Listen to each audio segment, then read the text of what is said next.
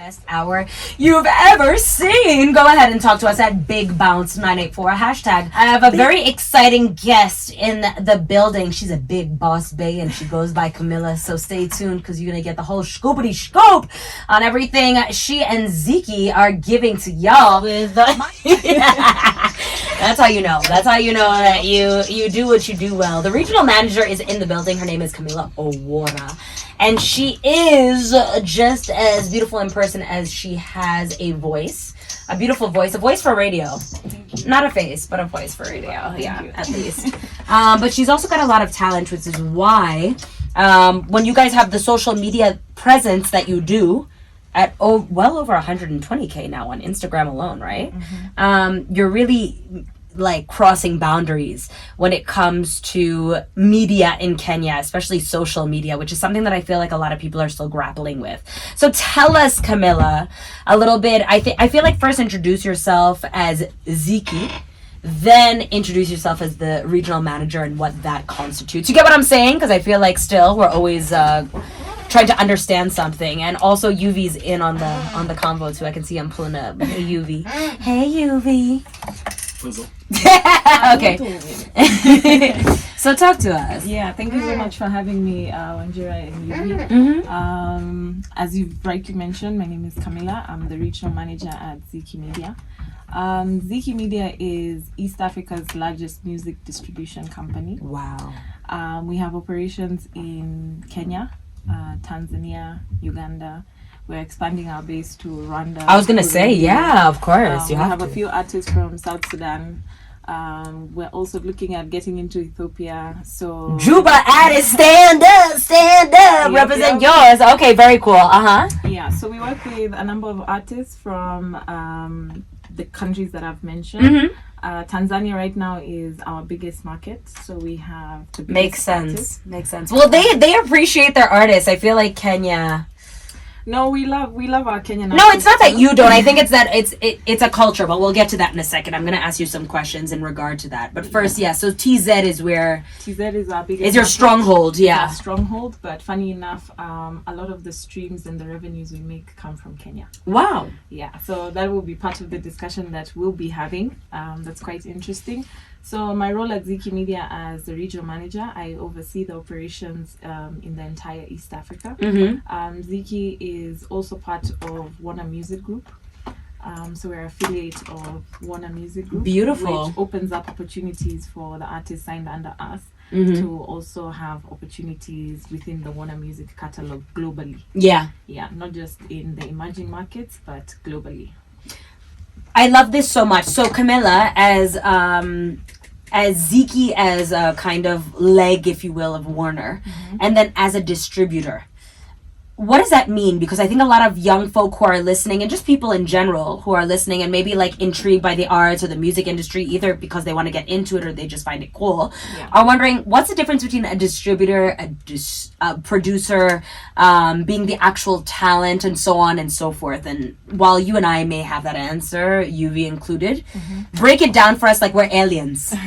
Okay, so music distribution works this way. Let me take it way back. Before, please do. When we wanted to listen to new music, we would listen on radio. So we'd wait for a show like this, right? Wait for the latest hits to come out and jam to that, or we'd buy it on CDs or tapes. But that has changed into music streaming. So for you to be able to access your music on music streaming, then distribution has to take place. So us as Ziki Media, we get into contracts with different artists, and these contracts give us the rights to distribute their content for them on legal platforms. So those are digital streaming platforms. For example, your Spotify, Apple Music, YouTube, Boomplay, Tidal. There's over 200 platforms globally. So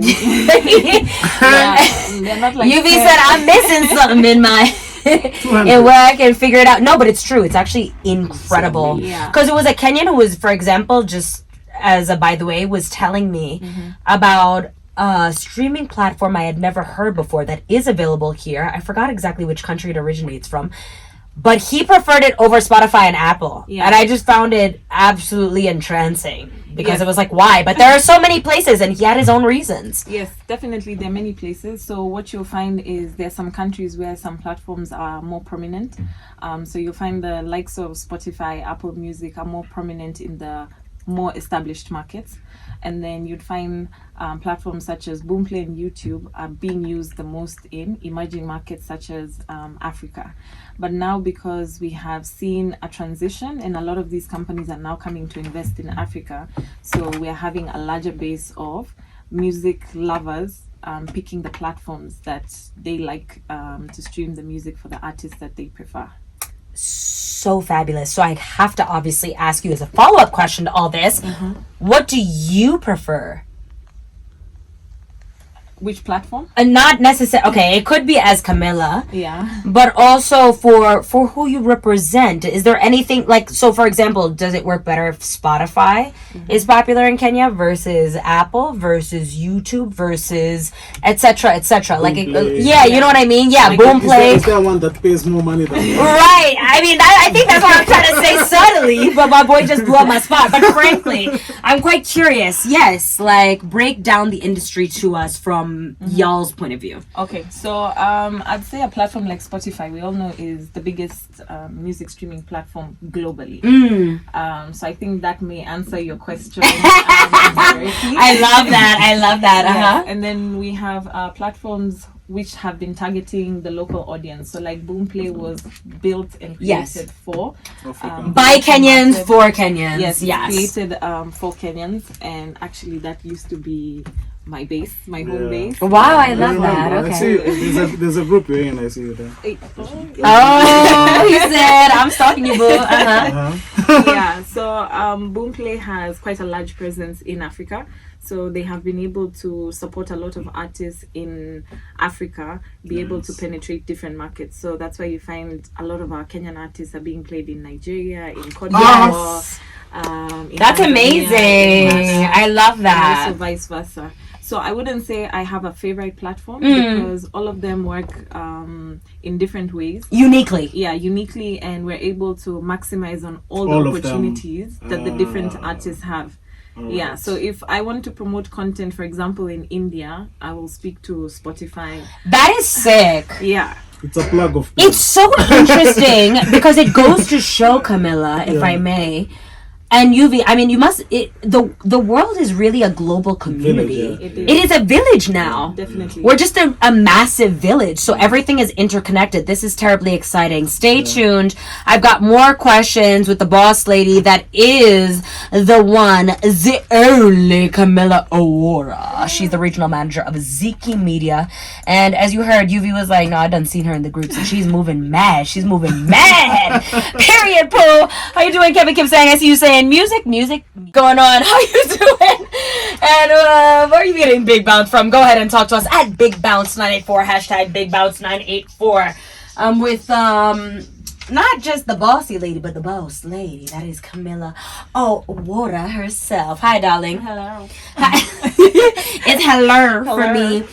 She's representing Ziki Media as the regional manager, and we're having a grand old time learning, UV and myself, how things really work around here. Especially as a distribution company, she's gone ahead and let us know that they are a leg of Warner Distribution, which is absolutely massive when you think of the type of people that Warner Music has gone ahead to, I don't want to say create, but distribute. Let's use the word distribute, because I think artists create themselves, but artists would never be able to let their art be known without distributors, right? And that's really what we're talking about, the art of distribution. That sounded really nice. Damn, I'm good. Damn, I'm good. Once in a while, Wanluv. Once in a while. All right, so let's go ahead and talk about, we've talked about the current process of distribution. I think what I want to know is how Ziki came to be with Warner Music. Maybe you could tell us a little bit about that, because when we, Camilla, think of Warner, and by we I mean the entire world, anyone listening, Warner Music is a major international and particularly Western distribution company, right? Or company in general that has to do with either music or film or anything. It's Warner Brothers.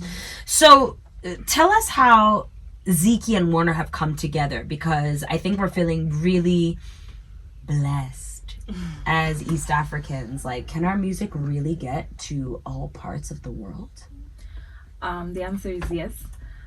So how we've been able, or let me say fortunate enough to work with Warner Music, is one of our biggest artists, who is Diamond Platnumz. So shout out to Diamond and the entire Wasafi team. So Diamond, as you know, is signed to Warner Music South Africa.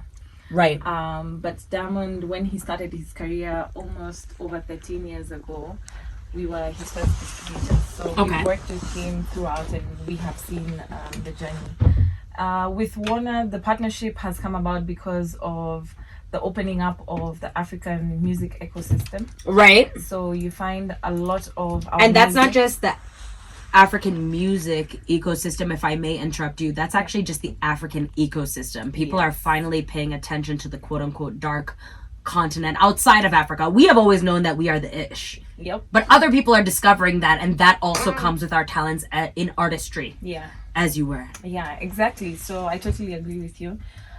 So this partnership, of course, has come about in terms of how can they work with us as Ziki, because we already have this large catalog of African musicians. And Ziki is only not operational in East Africa. Right.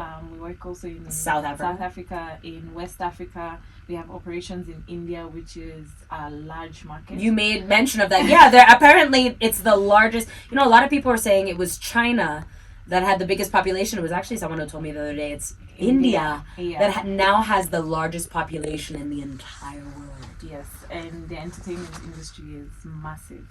Yeah, completely massive. Yeah. So it's what is it? It's not Nollywood. It's Bollywood and then Nollywood and then Hollywood, guys. Yes. Just to give you some perspective. Yeah. Yeah.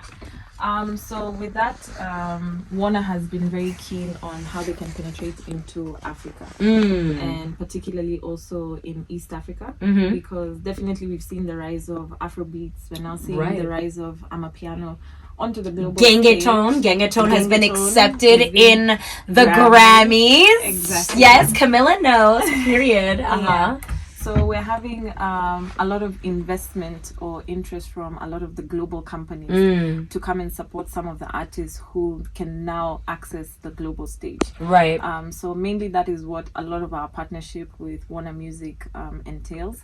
On the side of investment, on the side of helping our artists get collaborations, opportunities globally, and just being able to penetrate outside of their borders. So I'm going to go ahead, Camilla, and ask you a question that I think a lot of artists would be curious about. When it comes to distribution labels and companies, sometimes you guys can have a really dirty name. It's the giggle for me. But you know what I mean? You know, it can be a place where a lot of people are scared. Yeah. T-Pain, I believe it was T-Pain himself who said, I can't believe that people are still vying to be signed, to be distributed. I mean, you'd rather be an independent artist, given what I've been through or so-and-so's been through and so on and so forth. How do you combat that image as not only Ziki, but also like a leg of Warner and so on and so forth? Will I, as if I'm an artist, should I vie to get on board with you? Are you going to protect me and make sure that I'm able to actually be heard? So first, I want to demystify the difference between music distribution and a music label. Okay. Yes. So a music label is where you have an artist who signs a contract, of course, with a label. Right. And they will be responsible for ensuring the artist's success from start to finish. When I talk about success, I mean the investment that they will be putting into the artist. Right.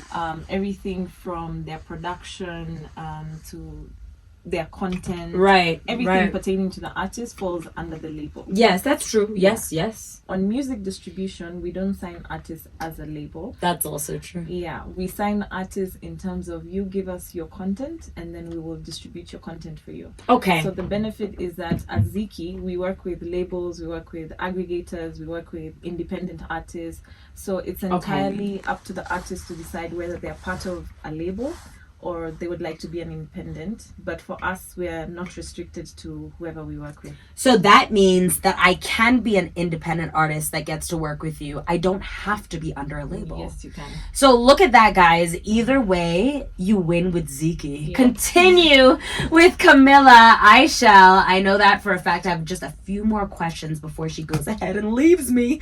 I don't want you to leave me either, but you know you can always talk to us on @BigBounce984, hashtag BigBounce984. X marks the spot with me at Wanjira L. And of course, you can talk to @DJUV live.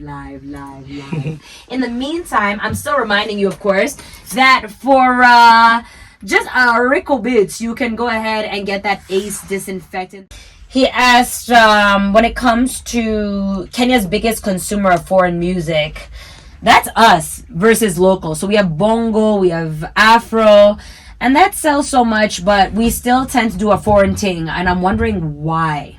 So, Camilla, can you give us some insight so we can explain to anyone who's listening, including myself? I've had a lot of conversations with people about the same subject. What is your idea, not just as Camilla, but as Ziki? Well, it's something that we can't wrap up in entirely one conversation, but definitely it's something that I've had a number of conversations happening on. Kenyans, we're not supporting our own. Why are we consuming foreign music all the time?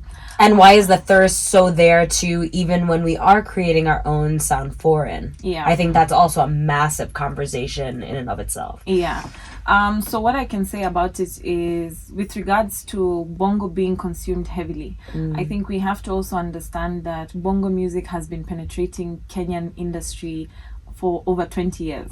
Since the 50s. I don't know yeah, what you even mean. That's like more. 60 years, 70 years. Yeah, definitely. More than that. And a lot of us grew up on bongo music. Yeah, while at the same absolutely. time, we also grew up on our local Kenyan music. In comparison, because I work both with Tanzanian artists and I also work with Kenyan artists, you find that with Tanzanian artists, a lot of the times they push their content to wherever they know people will be listening to it. And it's not just pushing it by streaming.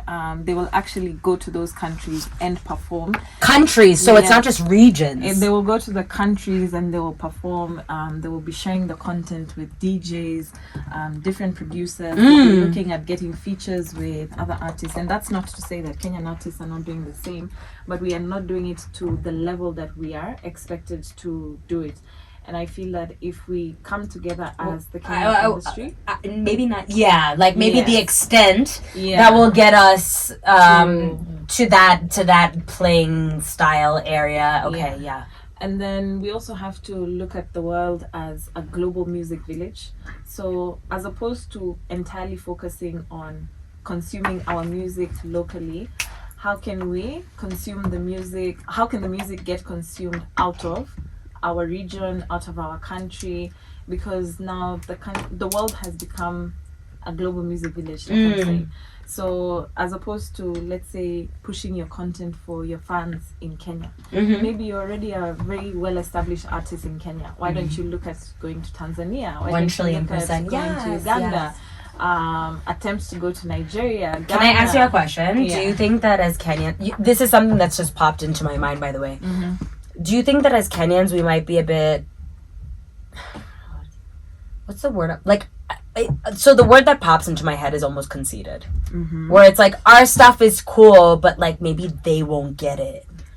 Or something like that. Does that why are you laughing, Yuvi? Does that make sense? I don't know. There's something to me. You know, as a Kenyan, please, Yuvi, I would love you to join this conversation. I'm being wait, please. Allow me to turn on your mic. What are you saying? Every single stuff is niche. No, I'm not saying our stuff is niche at all. But I feel like Kenyans, you know, I'm a Kenyan who's a transplant. Yes, of course.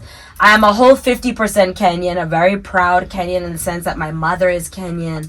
You know, the way I was raised, and I moved here on my own accord, and I have Kenyan citizenship. You know, but jokes aside, there's a way also I see things talked about. Yeah. You know what I mean? And I don't think that you guys would be stranger to these things. So there's a way that it's discussed that like also Kenyans can be a bit pretentious versus our Ugandan neighbors or our Tanzanian neighbors. You know, we kind of feel fly for ourselves. And I'm just wondering, is that why maybe we don't go into other countries and push ourselves like, oh, well, it better be poppin' here in Kenya. Otherwise, perhaps it's not poppin'. Like, I'm wondering, because you're right. Camilla makes absolute sense, and I know you travel so much as a DJ, and as someone who picks up a lot of music, like UV really understands the industry. Yeah. So I'm also wondering, I'm like, okay, so would a Tanzanian artist, a Ugandan artist travel more broadly versus a Kenyan artist who might feel very comfortable here? I'd say it varies and it's very different compared to industries, compared to the artists. If we're comparing with West Africa, I'd say West Africa had a lead. Yeah, of course. They had a lead. They've been doing it way back, and then a lot of things have contributed to the success. That I was talking more in the East, but yes. Yeah, with Afrobeat. But if I bring it back to the East, our industry is still grappling with a lot of factors that are affecting us from moving forward. Okay. Piracy being one of the major factors. Yeah. We've seen cases where, you know, artists are complaining that they're not getting remunerated or receiving their royalties by different regulatory bodies. So there are many different factors that are contributing as well. Corruption! Yeah, sorry, as you heard. Sorry, I had a cough. Yeah, contributing to why a lot of the artists are not fully getting to where we need to get to. And then that also in turn means that the fans are not being able to support to what the extent that we really want to support.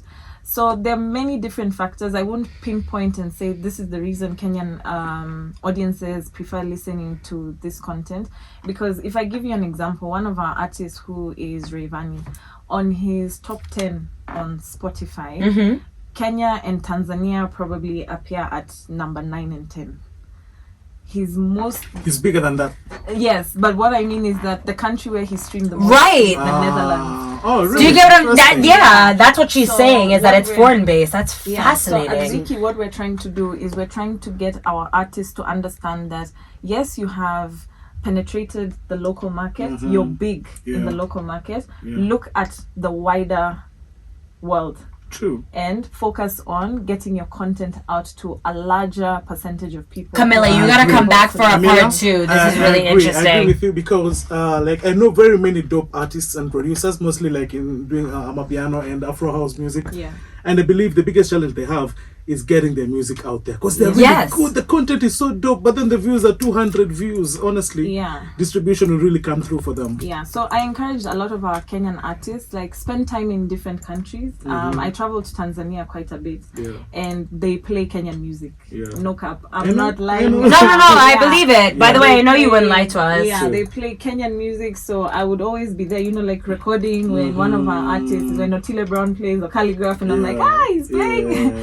Yeah, so but you also have to go and relate with those audiences. Absolutely. So if you go spend time, perform, do a bit of media. And that's, you know what, but Camilla, I think you're saying exactly, and we're about to wrap up, but I think you're saying exactly what I was kind of hinting at. And that is what I mean by the, sorry guys, but maybe the pretentiousness, kidogo too, of a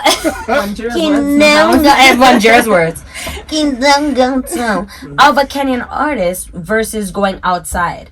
And that is also, I feel like, because in EA Kenya really reigns supreme. Let me also be a bit specific. So, God, I can really get in trouble for this. When I say reign supreme, I just mean that in a lot of ways, maybe economically, not artistically, but economically, Kenya tends to sit on top. So it was interesting, even the stats and the things you were talking about and what you were saying. It's like, well, this may be popular here, but also what's getting music is like that. Rather, what's seeing coins is like that, and so on and so forth. When you take certain things into consideration, Kenya sits in a really comfortable place in certain ways. Yeah. And with that having been said, I think it would be really interesting for Kenyans in general to also reach out to their counterparts, to their neighbors, and also realize, like, okay, how do you relate to things? Because American artists, for example, do it all the time. And like Cardi B understands that she is American. She is a New Yorker from the Bronx and from the hood. Yeah. But she also understands that she is Caribbean in two different parts. In the Dominican way, she's a Dominicana. Yeah. So she habla español, sí, and then like she knows how to like relate to an audience that way. But she also knows that she can, and she has done a track with Conscience. Yeah. Right? Because she also is Trini.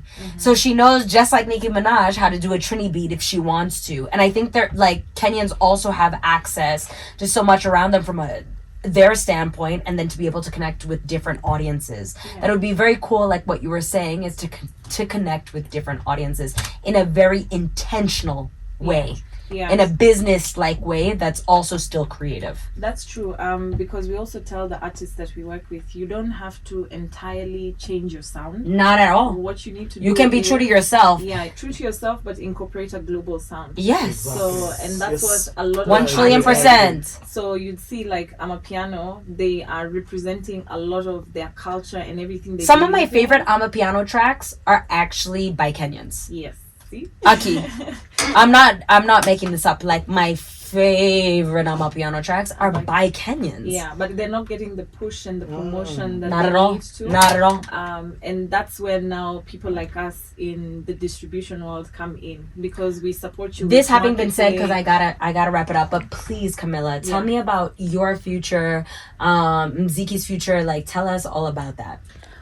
So for us, the future is very big, and I say that confidently because we have some wonderful plans for our artists in East Africa. Right now, like I mentioned, we are now doing a lot with Warner Music. So Amazing. There are a lot of collaborations that we've already started with Warner in their different territories.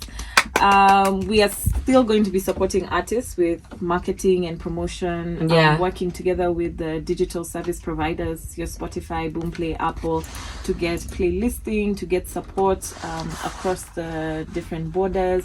So you will definitely be seeing a lot of our artists cross the global stage. So be on the lookout for that, and just keep supporting East African music, because we're taking it to the world. Period. And that's all. Period. She said, period. Kim Sang says, whoa, understandably well put. 100. Great explanation. Explains all. Hashtag play KE music. Better content matters. I know that's right. That having been said, thank you so much, UV, for giving us the tunage that you did. You're welcome. We were loving every single second of it. Camilla, Yes. you are the boss bae, who I can't wait to come back and Thank let us you. know in but 3 to 6 months about your progress. Thank you. That's as much as I'm giving you. For sure. You have a timestamp, darling. All right. We'll achieve it. Every single time, and I know that's right. Yeah. All right, massive shout out to Camilla, who went ahead and let us know everything that we need to know, especially when it comes to Ziki's music profile. That having been said, we also want to wrap up with the fact that if you're ever feeling down, you don't need